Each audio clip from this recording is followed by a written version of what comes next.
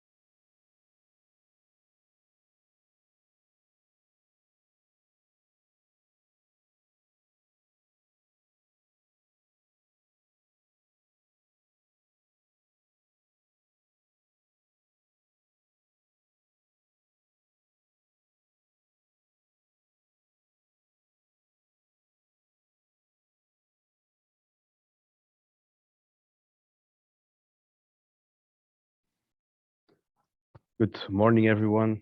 Welcome in the sixth and last webinar of the normal eHUBS project. Today we will talk about business models for eHUBS.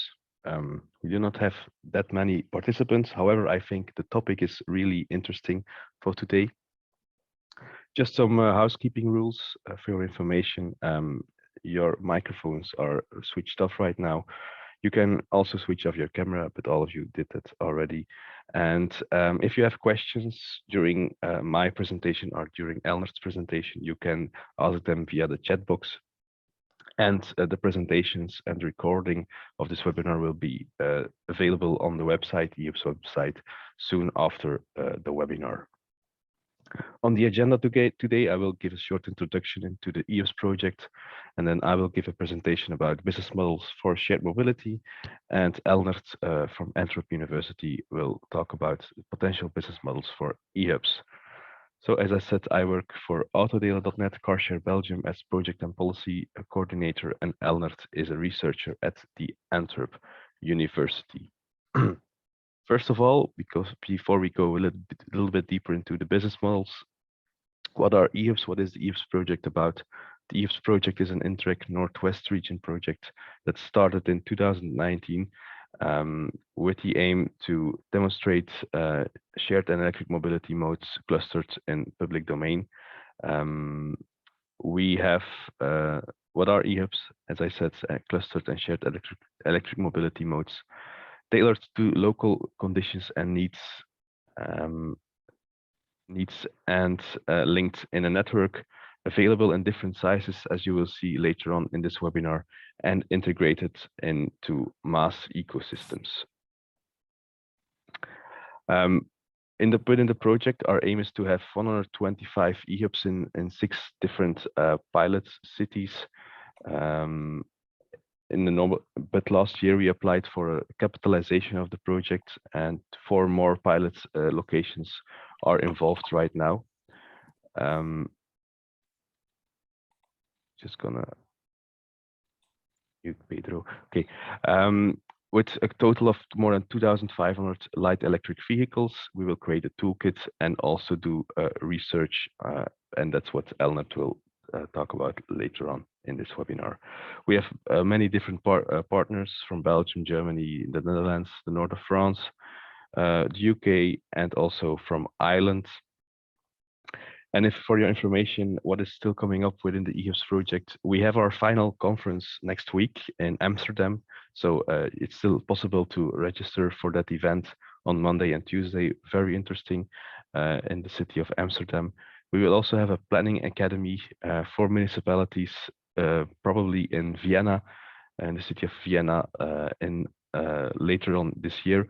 And also by the end of this month, we will create a blueprint for interesting parties with all the outputs of the project. So that as an introduction. Now I will give you some insights from my side on business models from shared mobility, not from an academic point of view as Elnert will do, but more on a practical point of view. Because as Autodealer.net, CarShare Belgium, we are not an operator ourselves, but our main goal is to promote and support alternative use of transport modes, shared mobility transport modes. And we have good context with many Belgium shared mobility operators. And what I will talk about today is a bit the insights from the past years on what we think is interesting in terms of business models. First of all, maybe it's good to know what is the current market situation in Belgium or in Europe, and the different operational models.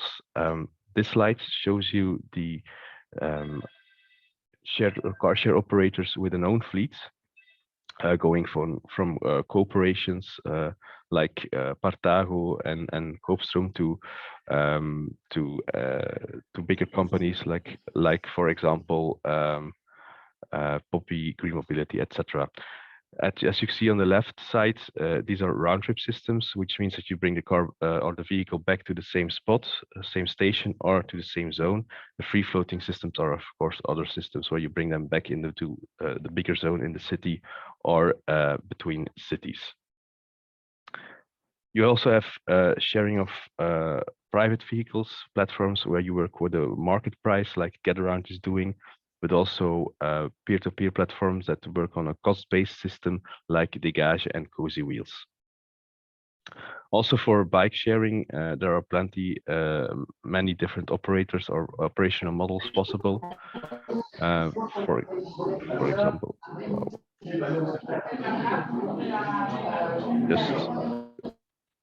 yes, wow, that was loud.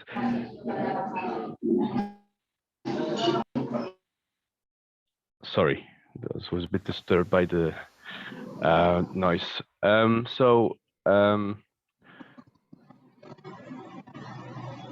Just a second.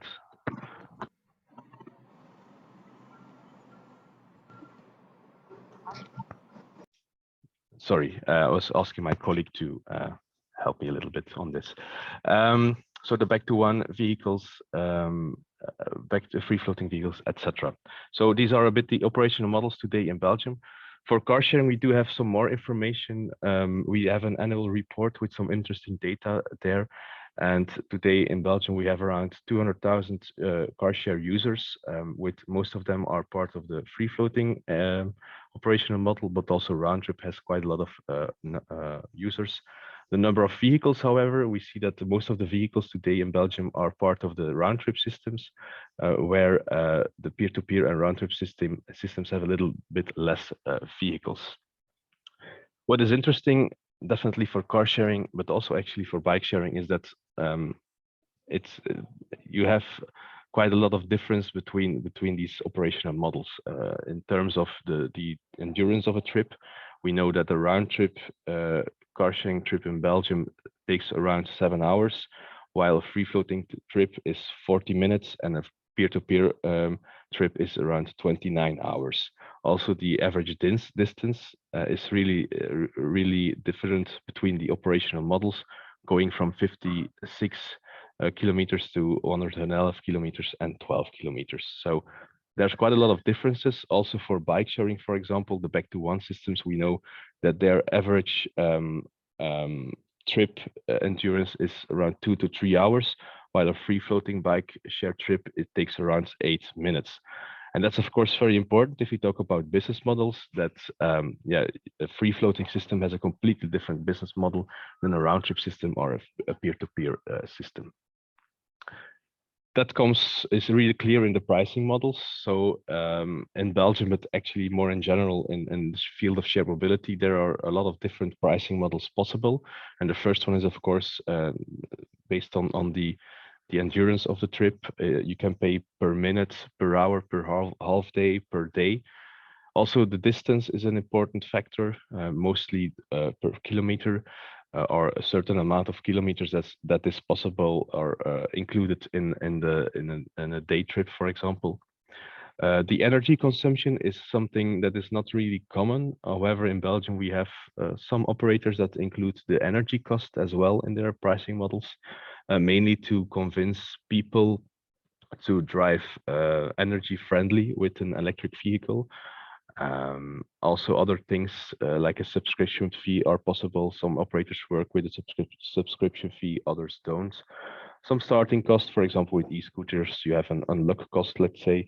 That is also one of the things that can generate money for your business model. And if you bring all this together, I think from our experience, there are a couple of things important for our key elements for profitability of shared mobility models. And pricing models are, of course, the first one. You need to have a good pricing model, but also a very important one is the occupation rate. We know, for example, for car sharing, round trip car sharing, you need an occupation rate of at least 25 to 30% in order to be profitable. Of course, you cannot get an occupation rate of 100%. That's simply not possible. Maximum, a natural maximum is around 50%, 55%. More is not really good because then the customer is not having a vehicle available all the time. But you need at least 25 to 30% for free floating vehicles. Of course, that's a bit less because they have another operational model. The purchase costs are also very important. We know that, for example, electric vehicles are much more expensive than fossil fuel vehicles at this stage. So creating a profitable business model with a small fossil fuel car is a bit less it's less difficult than doing it with a very expensive electric vehicle in some business models, at least. The fuel and energy cost, of course, at this moment is also very important one to take into account into profitability. Commissions for some peer-to-peer platforms, like, for example, Getaround, commissions is an important element for profitability. Subscription fees, also a very interesting one. For example, in the peer-to-peer cost-based systems, like, for example, Cozy Wheels, people pay 10 euros per year for being part of the organization, and that's actually one of the an important element in their business model. Parking fees, in some cities, operators have to pay a monthly parking fee to operate in public domain. This is not the case in Belgium at this moment, but in other cities in Europe, that's definitely the case. So that's also an important element to take into account in the profitability. And of course, overhead costs, staff costs for cleaning the vehicles, replacing vehicles in a city, etc. All these things should be taken into account and is also a big part of the profitability matrix. If you bring this into practice, this is an example of one of the eHUBS partner cities, the city of Leuven. And I think what is interesting over there, you see some numbers from last year. And the rides per vehicle per day is interesting. And you see, for example, for the Airbnb car cruise, that is still not that high. For example, Blue Bike is also still quite low, but they have a different operational model, of course, where you have the bike for 24 hours. So if you have, that means that every bike does one trip per 2 days, which is quite okay. Cambio is, I think, if you see to these numbers, more than one trip per day in a round trip system is definitely very good, in terms of business model. But it's interesting to see this rides per vehicle, because this indicates that the different business models and the number of rides you sometimes need to have in order to be profitable. Going a bit further, I think what I talked about now is more on the city level. I think it's also interesting to take a look at what's different between cities and rural areas, because in terms of a business model, of course, there are quite a lot of differences. And I think the biggest difference between a city and a rural area is the occupation rate, because, of course, the density is much lower. For example, you have there is less market, let's say. So there is a bigger or a higher possibility that your occupation rate of the vehicle will be much lower in rural area than in a city. Overhead costs are also different because in rural areas, yeah, most of the time the vehicles are much more spread over a bigger area. So that means sometimes you will need to have more overhead costs, and also parking fees. In cities, you will have to pay in sometimes parking fees. In rural areas, at least in Belgium, we don't have that. So that's also something that one of the biggest differences between cities and rural areas. Other things linked to profitability, like a purchase cost for the vehicle. Of course, that's not, and there's no difference between a city or a rural area. Just for your information, also, this slide gives an insight on how you can deal with the market. And I mean, for example, the procurement for services is something that is really common in rural areas where there's financial support from the local authority to the operators. However, the other possibilities like a concession, a permit, or a limited permit are possibilities mostly for cities where there's a market and there's no financial support from the authority to providers. To bring this a bit more into practice, I have some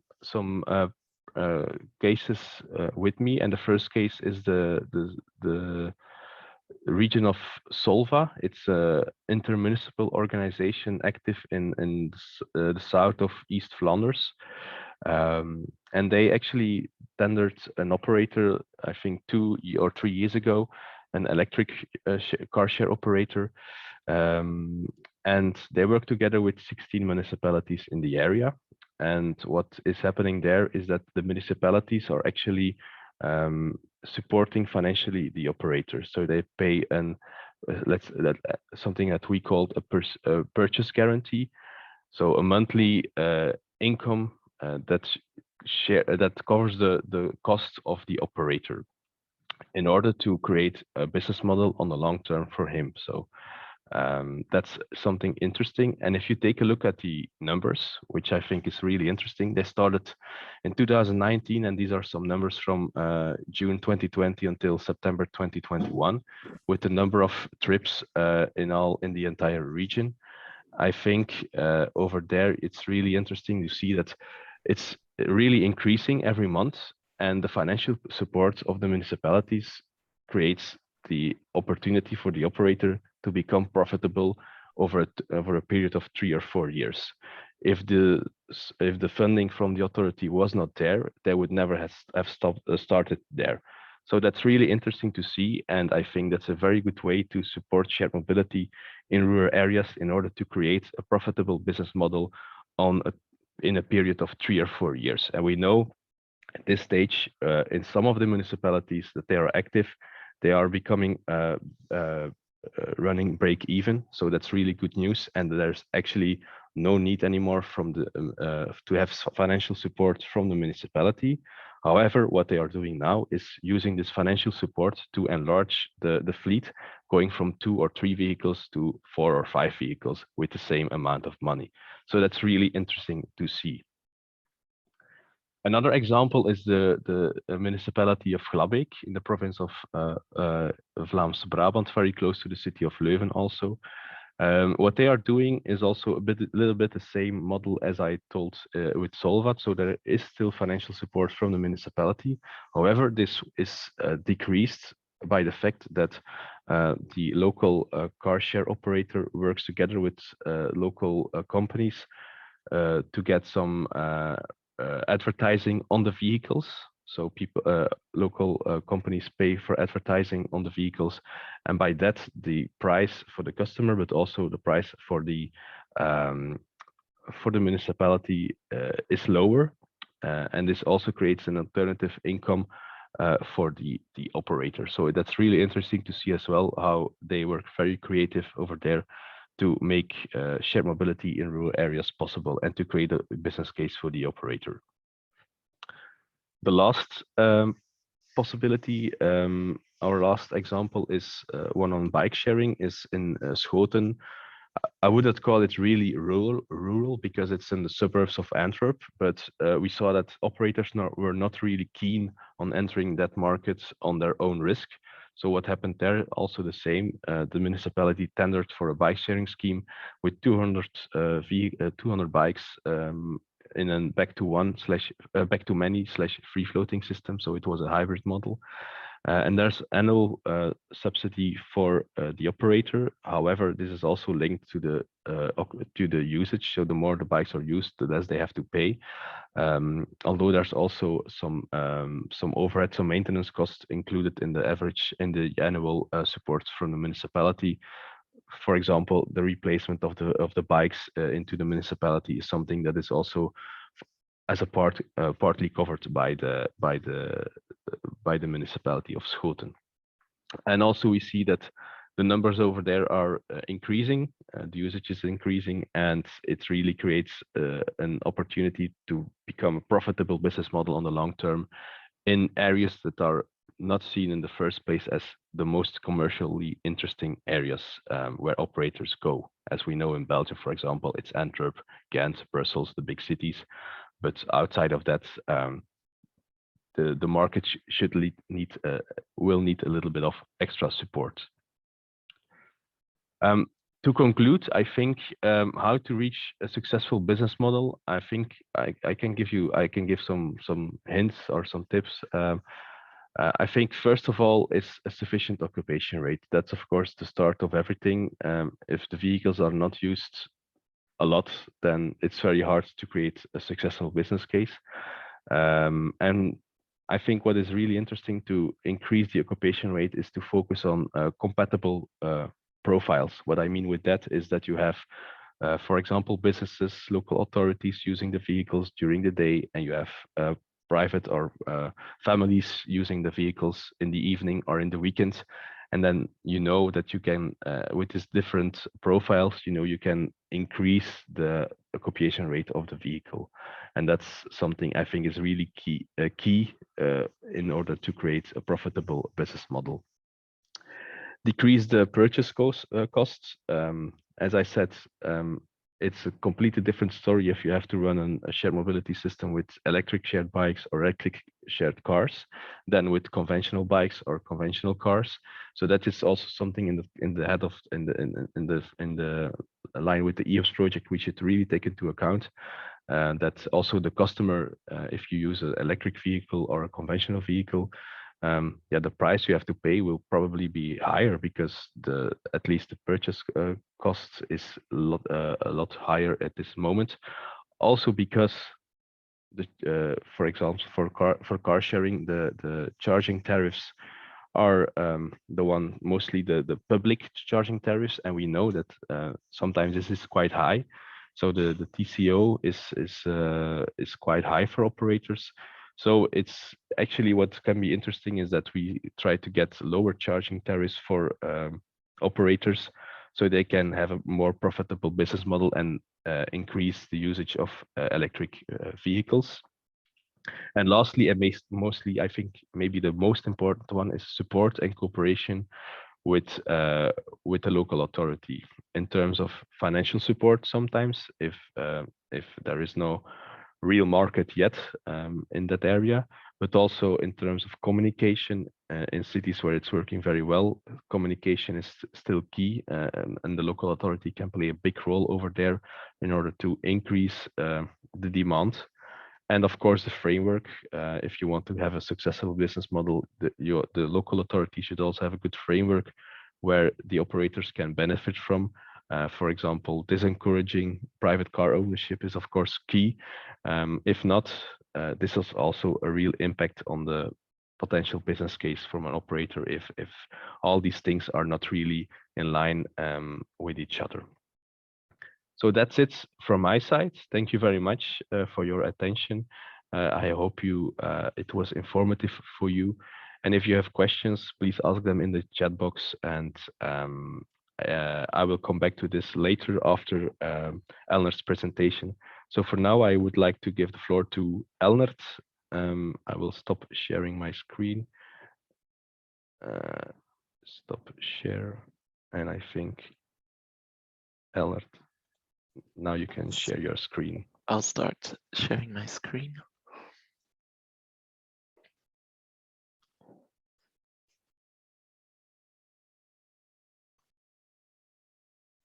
Can you see it?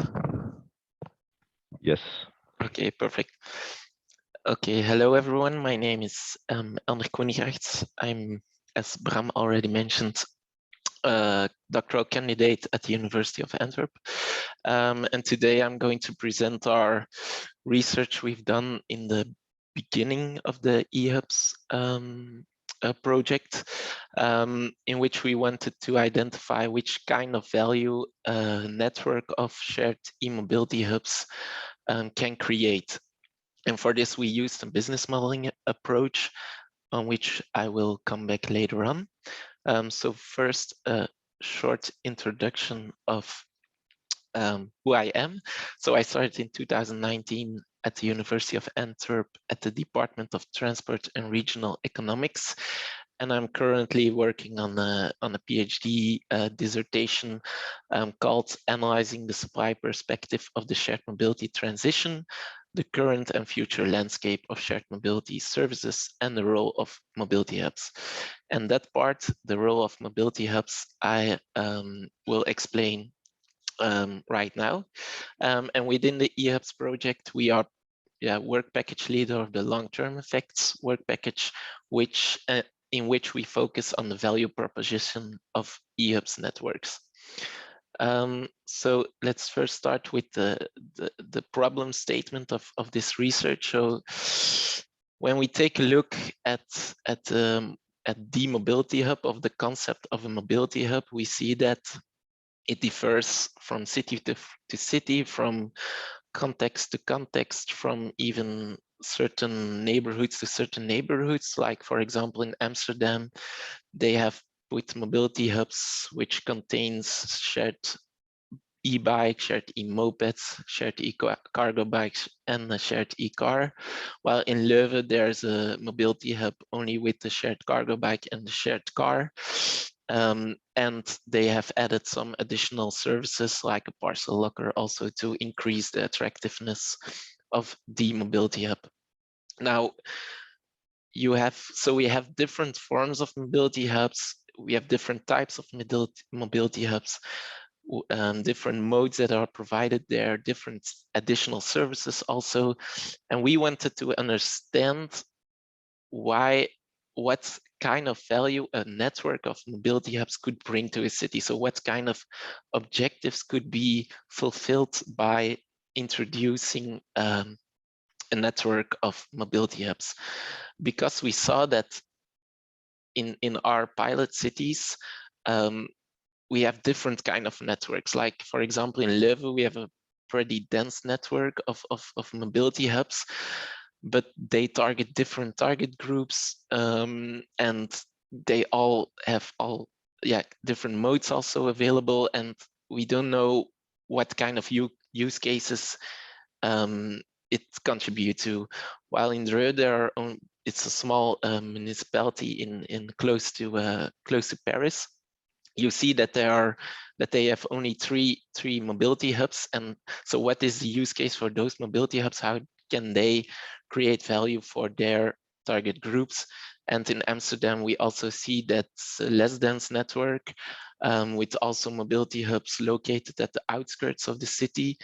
So the question was raised, what do you want to achieve with the introduction of a network of eHUBs?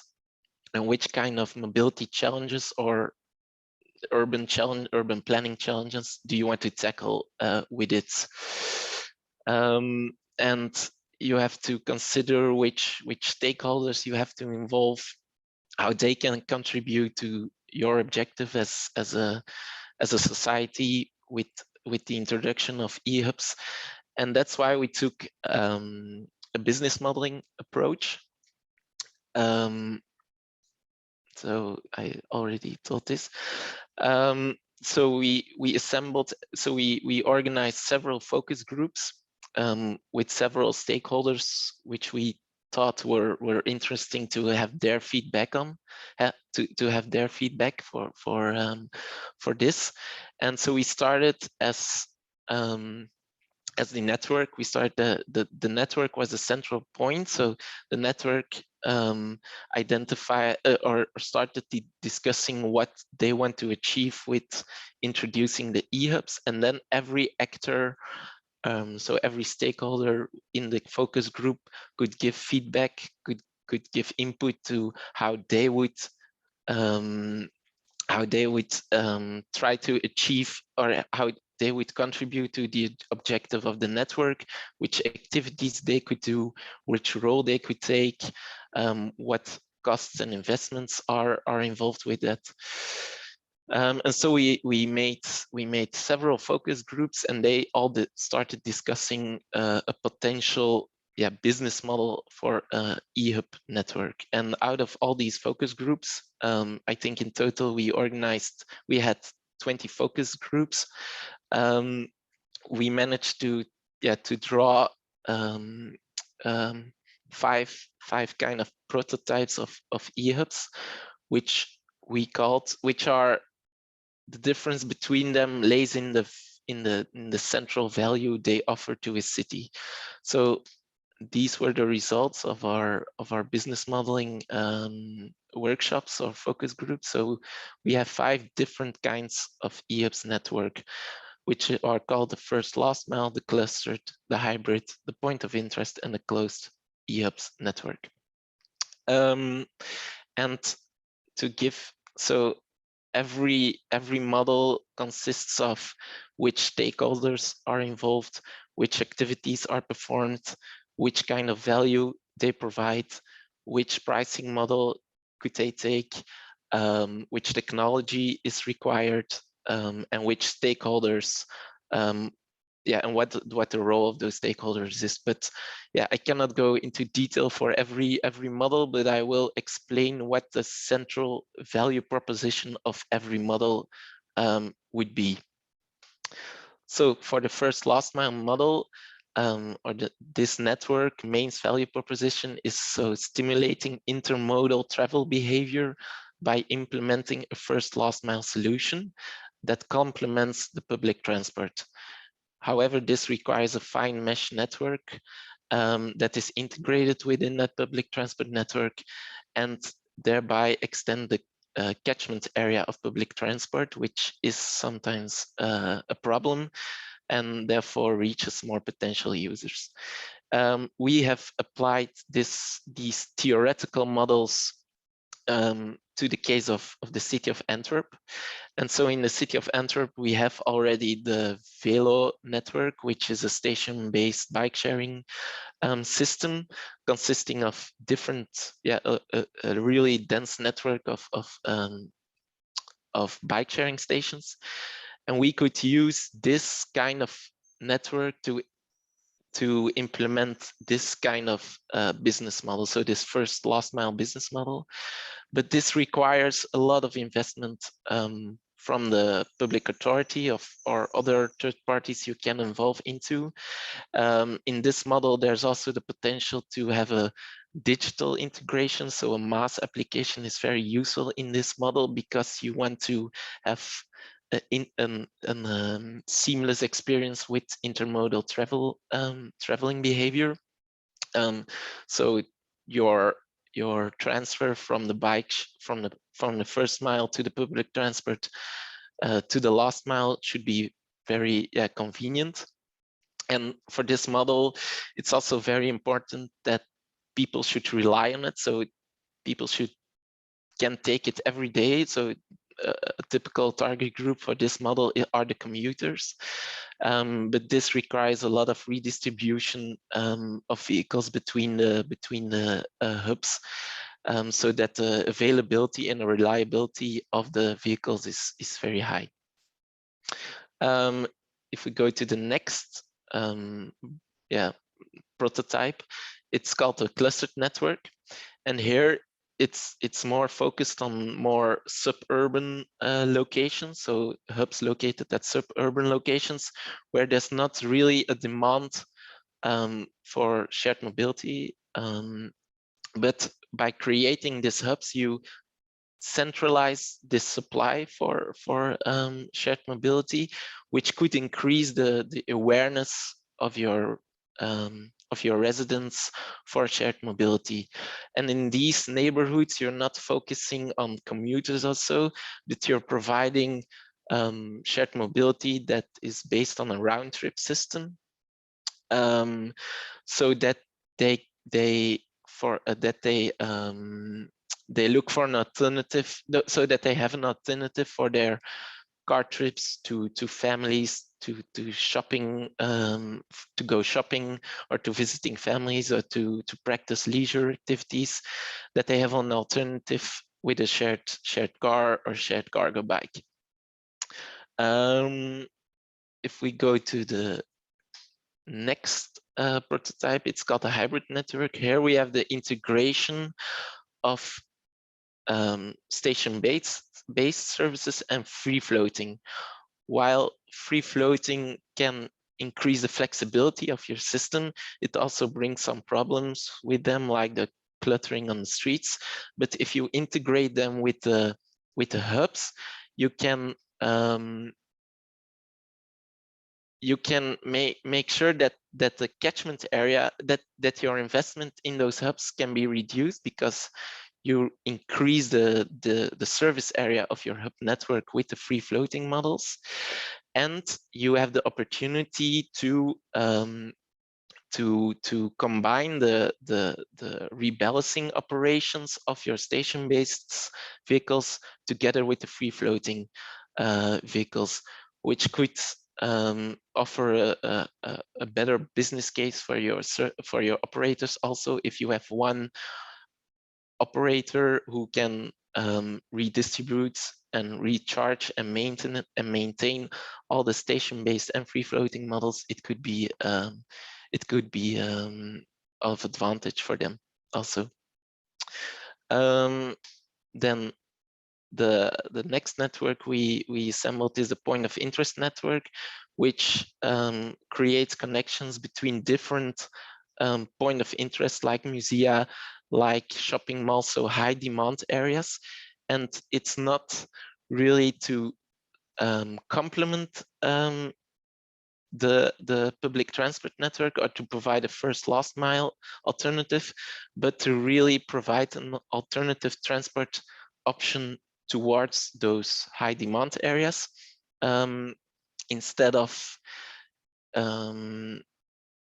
so that, for example, the pressure on public transport is reduced, or that the car use to go to those high demand areas can also be reduced.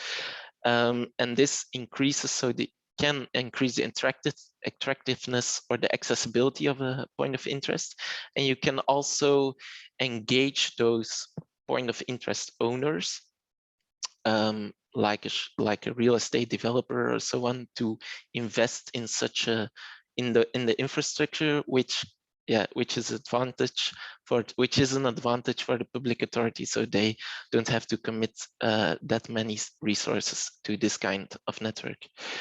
And in Antwerp, if we apply this to the case of Antwerp, we see that, for example, the shopping mall of Weinigem, which is a very large shopping mall, could be of interest because the public transport is over demand right there, so you can provide an alternative to that.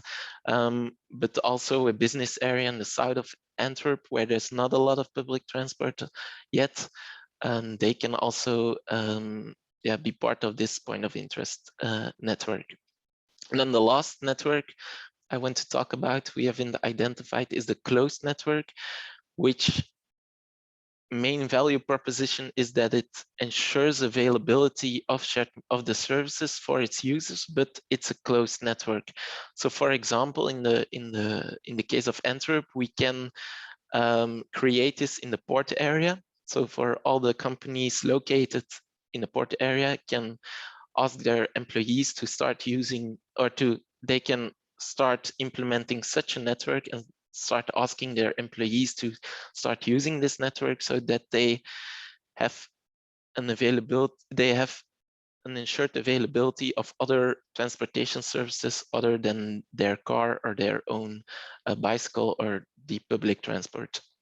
And this can also improve the attractiveness of this area for, or the accessibility of this area for the employees, which can improve also your attractiveness as an employer. And also in this model, it is interesting that the public authority doesn't have to commit too many resources in this, because they can have, they can ask for the investments of the employers to install the infrastructure and so on. So those were the 5 models, or the 5 main value propositions we have identified during those focus groups. But so with every model, we have described which stakeholders could be involved, which role they could take, which pricing models could be of interest, which activities should be are key. But this is out of the scope of this presentation, but you can always look it up on the eHUBS website in our report. What we see in practice at our eHUBS pilot cities, we see that the objectives of the authority are not the same as the objectives that the kind of network they are implementing is offering. So for example, if the city of Dreux really wants to focus on commuters, their network is not dense enough to provide a real valuable alternative for their residents, for commuters.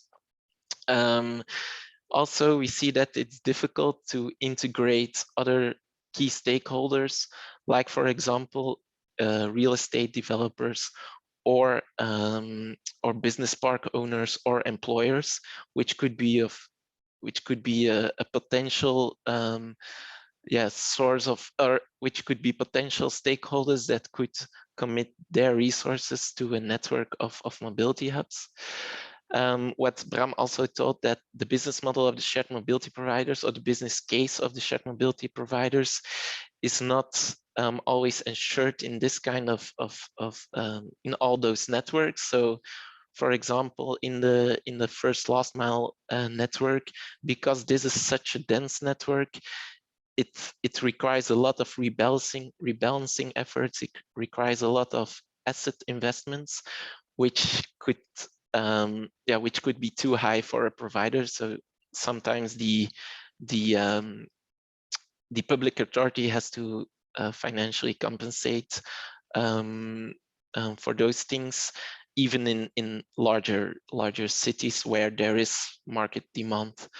And then also we saw that in the eHUBS pilot cities, the public transport is not really engaged, or is not really involved in the implementation of the of a mobility hubs network, which is, for example, the case in Berlin. The BFG, so the public transportation company of Berlin, is really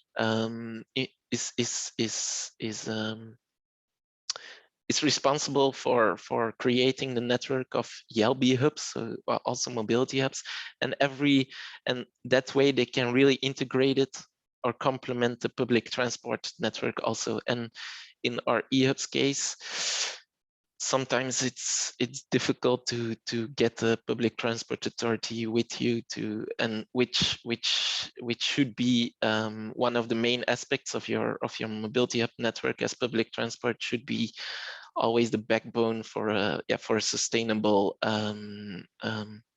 travel alternative that you as a city want to implement. So if we go to our conclusions, we see that the policy context, or the context of the city, determines which network you can implement, because sometimes you don't have the resources also as a city, and sometimes you don't have the shared mobility providers are not always interested to participate in this. The models we have formed on theoretical models, so we don't know we don't have any numbers or data on which model is best is best in terms of usage and in terms of targeting the right target groups. You need a long-term planning for this, because sometimes if you want to go to a first last mile network to really target your commuters, you have to start small, because the investments are too high to suddenly form a very dense network. Also, you have to think about how can I engage with several stakeholders, which subsidy model can I use as a public authority. And of course, these are only 5 models we've created. Maybe other value propositions are also possible for eHUBS, but I think those are the 5 main objectives that you as a public authority can create with the implementation of the of a hubs network.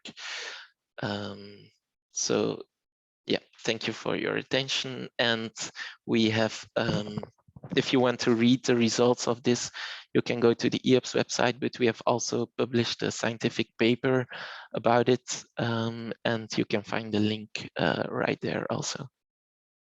Thank you.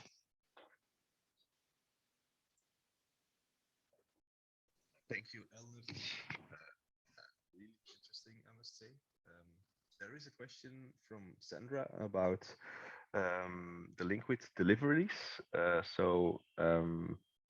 Did you look into hubs used by businesses for delivery specifically, and how a business model would work in that case, where cafes and shops pay a fee for access to e-bikes, cargo bikes for last mile deliveries? Is that something that you did during your research or not? Well, not specifically, but we have identified that for some, like for the clustered model, we have identified that adding logistic services could be an interesting, to make the business case more interesting. Yeah, that the shared mobility modes provided in a clustered model, which are, for example, the e-cargo bikes, could also be used for the last mile delivery of parcels. And as is the case with Leuven, Leuven is adding the parcel lockers to some of their hubs, which are the neighborhood hubs or the clustered hubs. But we are yeah, there will be a follow-up project. Maybe we have applied for it to see if integration of logistics and mobility in a mobility hub network could provide additional value or could work. So maybe there will be a follow-up project, European project on this also. Yeah, I think that's also in line with what I said about the compatible profiles, where you have businesses using it, for example, the cargo bikes using during the day. And I think if they need to guarantee that the vehicles are available, I think there can be possibilities that they have exclusive rights to use it during the day, and in the evening and in the weekends, the vehicles are open for all members of the organization. At least that's for car sharing sometimes the fact.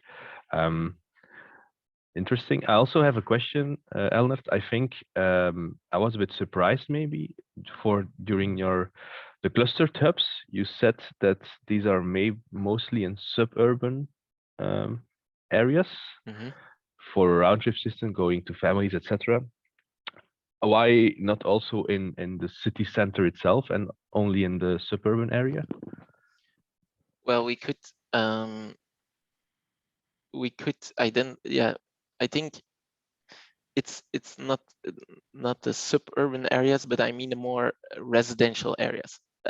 So the focus is really on the residents of a certain neighborhood in this case. And yeah, in cities you can implement this kind of model also. So maybe I've expressed myself wrongly, but I meant the more residential areas but this could also be yeah, the case for suburban areas, which doesn't have many yeah, public transport alternative to go shopping or to go to family, and there it's also of added value to have yeah, a shared mobility service available, which is always, yeah, in this case should be a round trip system. Okay, yeah, that's maybe I didn't understand it very well either, but that's I think, yeah, interesting.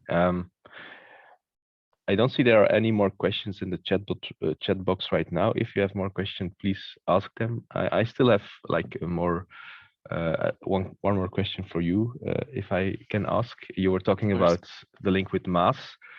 Maybe it's a difficult question to answer, but do you know what are the the effects for the business case for operators for if they integrate in Maas? Do you think it's beneficial for them? Can it be can they maybe can the business case become more difficult if they integrate in Maas, or do Well, you have any insights in that?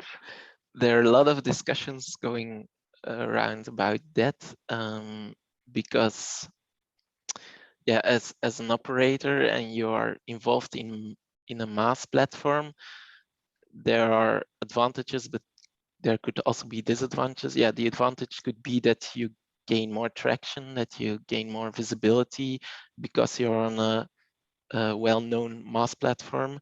But yeah, the disadvantage would be that yeah, you have to make you have to make arrangement with the Maas operator how the pricing will go, and so maybe also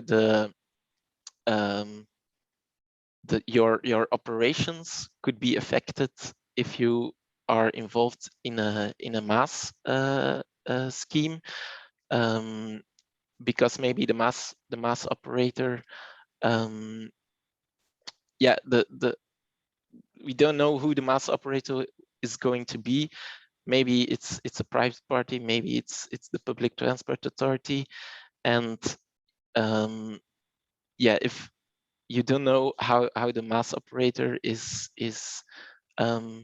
providing your information to their end users, so you lose a bit your connection with the end users. But I think yeah, for the network, so for the customers, I think yeah, it's beneficial if the services are all available on one or several platforms, because then yeah, the intermodal travel behavior becomes much easier to achieve. But as an operator, the story is yeah, is difficult because you don't want to lose also you give away some of your data also to the Maas operator, so it's not clear. It's yeah, some operators are not willing to open to a Maas platform because they think yeah, I can reach the end customer by myself. I don't need extra additional visibility through a Maas platform or so on. I think that's, yeah, I agree with what you're saying. I'm looking at the time. It's almost 12 o'clock. That means that we are at the end of the webinar. I would really like to thank Elnert for giving his insights. Really interesting from an academic point of view. I read your paper and I must say it was really interesting to read. So for everyone who is attending, it's a must read, I think. And yeah, I would like to thank everyone for being here. And as I said in the beginning, we will share the presentations, the slides, and this recording as well on the eHUBS website. So take a look at it or subscribe to the eHUBS newsletter. Then you will also be informed about the recordings. So thank you very much and have a good weekend already, I would say. Bye. See you. Bye. Thank you, everyone.